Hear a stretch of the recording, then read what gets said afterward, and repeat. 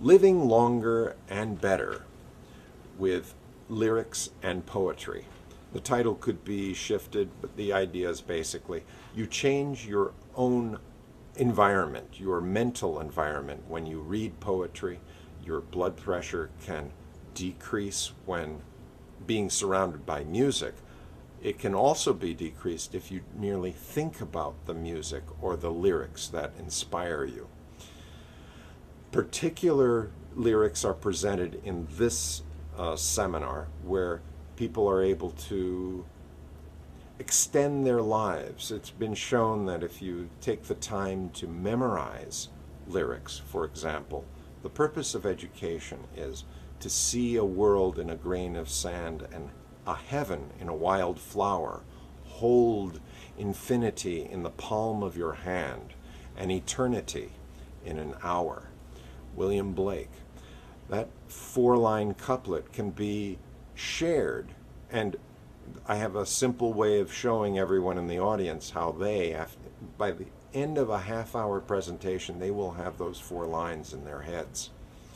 Courage comes from the soul within. The man must furnish the will to win. So figure it out for yourself, my lad.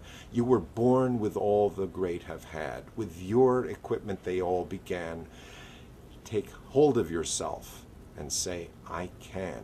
Edgar Guest. That might take a little longer to pick up. However, the beauty of bringing poetry and memorization into one's life allows one to have greater satisfaction and become a better mentor, because you can call on the particular phrase that will grab someone. When at a loss for words, you can quote something. The forward violet thus did I chide, sweet thief, whence didst thou steal thy sweet that smells, if not from my love's breast? The purple pride which on thy soft cheek for complexion dwells, in my love's vein thou hast too grossly dyed. The lily I condemn for thy hand, and buds of marjoram had stolen of thy hair. So you see, being able to quote a particular sonnet is the next level up, but then you get to explain what it all means. Up with People, an organization that has inspired students and families to explore the benefits of ethical living. Well, they have given permission in my lectures and in my work with students to share the lyrics. It's a very positive attitude. Like, it happened just this morning. I was walking down the street. A milkman and a postman and policeman I did meet. They're in every window and in every single door. I recognized people I'd never seen before. People from the Southland and people from the North. Like a mighty army, I saw them coming forth. It was a great reunion befitting of kings.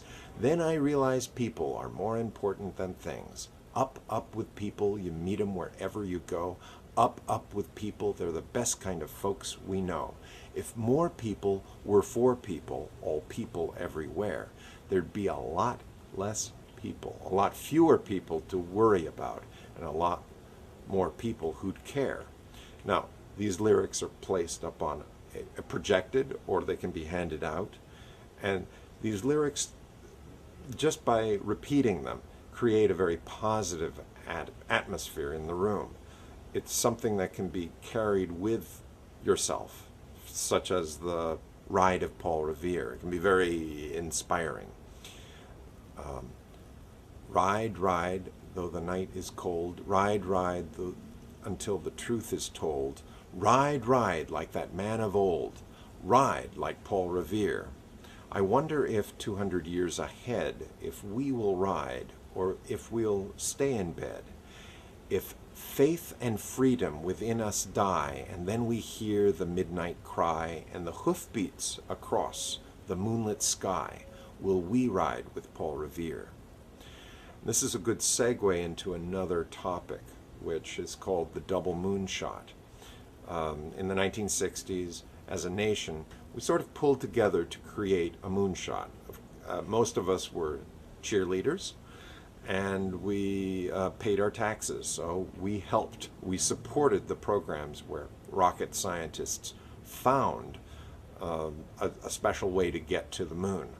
Well, Thomas Friedman, a columnist, has come up with the idea that there's a double moonshot in energy and education that's needed to free our nation and, in fact, the world from a dependence on oil. The energy is to find some alternative fuel that is applicable to many vehicles, and it may be a host of different fuels.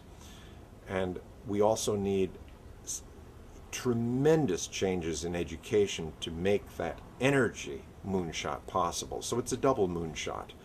It's going to take the efforts and sacrifices of many people. And so the presentation talks about what kinds of sacrifices, what kinds of changes, and it will require, according to Friedman, more than just a standoff, well, let's just cheer the rocket scientists, the people who are going to find the new energy source. We're just going to cheer them on. Oh, yes. No, we're actually going to be using them. Somebody has to adopt and start adapting their behavior to a new kind of energy.